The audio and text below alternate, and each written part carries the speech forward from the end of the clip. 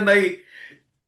തുടർച്ചയായി പരസ്യം ചെയ്ത് കുട്ടികളുടെ ഉള്ളിലേക്ക് അത് കടത്തി. അല്ലെ മാതാപിതാക്കളുടെ, കുട്ടികളുള്ള മാതാപിതാക്കളുടെ, അത് 0 മുതൽ 2 വയസ്സുള്ള കുട്ടികളുടെ മാതാവാണോ എന്നുള്ളത് വരെ ഫേസ്ബുക്കിന് അറിയാം. നിങ്ങളുടെ ഫോട്ടോ ഞാൻ എടുക്കുമ്പോൾ മുതൽ ഗർഭിണിയാകുമ്പോൾ മുതൽ അവർ നിങ്ങളെ ഇത് ചെയ്തോണ്ടായിരിക്കുന്നത്. അല്ല സാറേ, ഞാൻ ചോദിച്ചെന്ന് വെച്ച് കഴിഞ്ഞാല് അപ്പൊ നമ്മള് വീട്ടിൽ ചെയ്യണമെന്നില്ലല്ലോ, കുട്ടികള് ഇങ്ങനെ മീഡിയ വഴിയും അവരുടെ PAB-യിലോട്ട് മീഡിയ വരാം. ആരാണ് കൊടുത്തത്? അത് നമ്മൾ തന്നെ.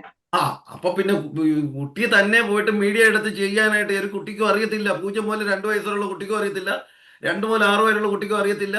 ഈ കുട്ടിക്കോട്ട് ഒരു കടയിൽ ചെന്നിട്ട് സാംസങ്ങിന്റെ മൊബൈലോ ആപ്പിളിന്റെ മൊബൈലോ മേടിക്കാൻ കാശില്ല. ഇതൊക്കെ കൊടുക്കുന്നത് ആരാണ്?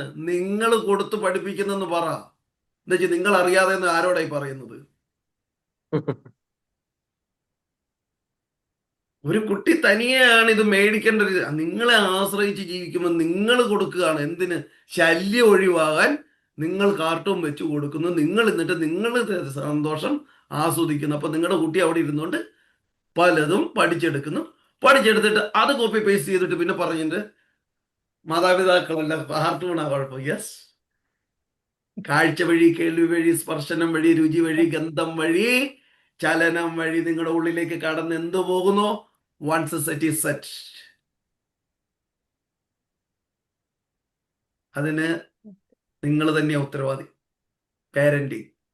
പേരന്റിങ് ഓരോ ഏജിൽ കൃത്യമായിട്ട് കറക്റ്റായിട്ട് കൊടുക്കേണ്ട പ്രായത്തിൽ കൊടുത്താൽ ഒരു പരിധി വരെയൊക്കെ നമുക്ക് കുറച്ചുകൂടെ അവരെ നല്ല കുട്ടികളാക്കി വളർത്തിയെടുക്കാൻ പറ്റും.